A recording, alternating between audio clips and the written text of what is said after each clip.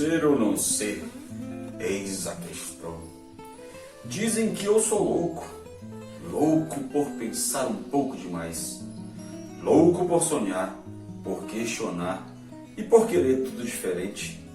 Louco por questionar a fé, por tentar entendê-la, compreendê-la, senti-la. Louco por querer uma sociedade mais justa, mais igualitária. Louco por ir contra os padrões. Será que eu sou louco por pensar um pouco demais? O que você me diz? Sou louco ou não sou louco? Bom dia, bom dia, bom dia, meus amores. Tudo bem com vocês? Eu espero que todo mundo esteja muito bem. Sejam todos bem-vindos a mais uma aula de filosofia. Meus amores, pensar diferente não quer dizer que você seja louco. Todos nós temos uma particularidade de pensamentos e de sentimentos. Cabe a nós tentar entender e compreender o próprio mundo que nós estamos vivendo. Foi isso que os nossos irmãos filósofos tentaram fazer na época deles e que tentam ainda fazer nos dias atuais. É nos fazer compreender as nossas próprias emoções, os nossos próprios sentimentos, as nossas próprias razões. É tentar entender o que está acontecendo ao nosso redor. O que será que está acontecendo na nossa sociedade? Desculpa. O que será que está acontecendo no nosso mundo? Vamos refletir? Vamos pensar o que está acontecendo ao nosso redor? Vamos tentar descobrir o que está acontecendo no nosso mundo? Por que ele está desse jeito? Por que ele foi desse jeito? Por que a sociedade age desse jeito? Por que muitas vezes nós nos sentimos presos dentro de uma caixinha? Por que será? Para a nossa aula de hoje, eu proponho que nós façamos uma pequena viagem até a Idade Média. Hoje nós vamos falar sobre fé e conhecimento, através de Agostinho e de São Tomás. Vamos entender alguns conceitos para que nós possamos chegar lá. Para dar seguimento à nossa aula de hoje, vamos utilizar o seguinte pensamento: eu creio para compreender e compreendo para crer melhor.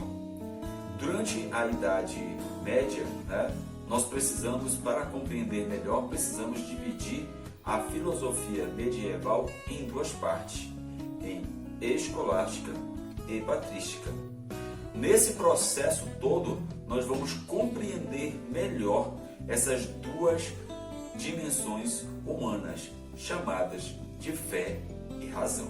E para que possamos compreender melhor a relação entre fé e conhecimento, vamos assistir ao outro vídeo que está em anexo. Filosofia medieval, patrísticos e escolásticos.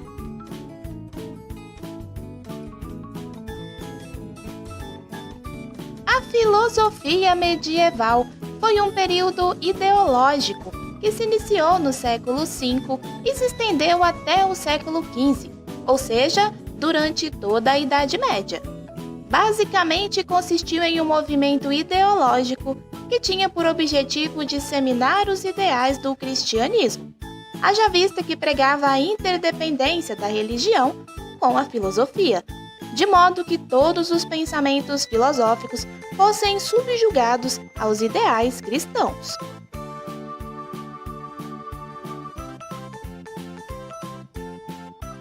As raízes da filosofia na Idade Média surgiram já no final da Idade Antiga, mais especificamente após o século III, quando os padres apologistas, como Tertuliano, por exemplo, pregaram que o pensamento só poderia ser validado caso tivessem bases nos preceitos cristãos.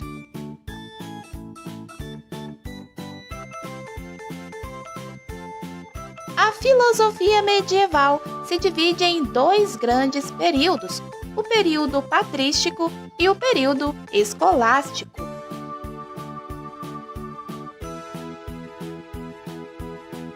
O período patrístico se inicia no século V e perdura até o século VIII.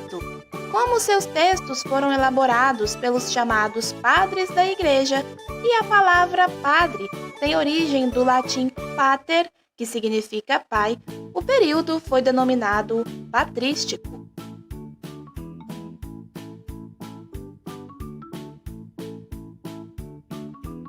Os textos patrísticos não eram restritos à atividade acadêmica, considerando que qualquer pessoa com um mínimo de conhecimento de leitura poderia acessá-los. Tal período se caracterizava por utilizar as obras de Platão, acreditando que tais pensamentos foram inspirados por Deus, ou seja, buscava estabelecer um paralelo entre a razão e a fé.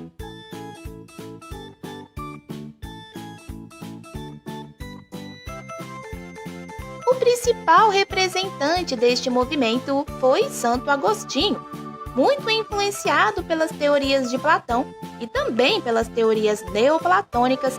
Ele adaptou a teoria das ideias de Platão, a fim de responder aos questionamentos relacionados à existência do mal e também aos problemas de ordem política da sua época, o que deu origem à sua obra A Cidade de Deus.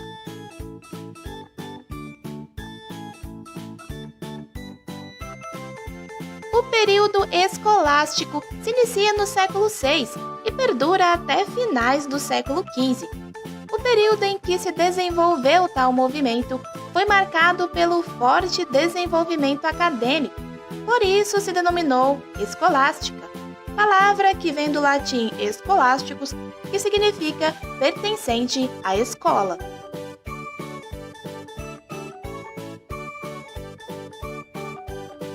Como o acesso ao ensino se intensificou nesse período, a linguagem adotada nos textos escolásticos era bem formal e com palavras muito rebuscadas, que apenas pessoas que detinham um elevado grau de conhecimento acadêmico poderiam entender. Por isso, a acessibilidade dos mesmos era bem restrita. Tal movimento se caracterizou por fazer uso das filosofias de Aristóteles, com base para compreender e reafirmar a existência de Deus.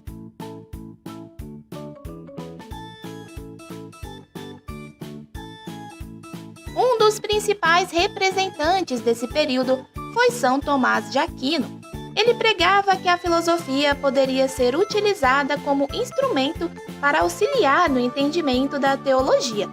Ele, inclusive, estabelece 5 princípios que evidenciam a existência de Deus, dispostos em sua obra Suma Teológica, que são: primeiro motor, que seria Deus; a primeira causa eficiente, que também resulta em Deus; o ser necessário e os seres possíveis, que apresenta o ser necessário como Deus, que permite que existam todos os demais seres possíveis. Também existe o grau de perfeição, que estabelece como único ser portador de todas as qualidades máximas, Deus. E também o governo supremo, que reafirma a existência de Deus, dizendo que ele governa todas as coisas de forma organizada e racional. Gostou do vídeo? Então inscreva-se, curta e compartilhe o conhecimento.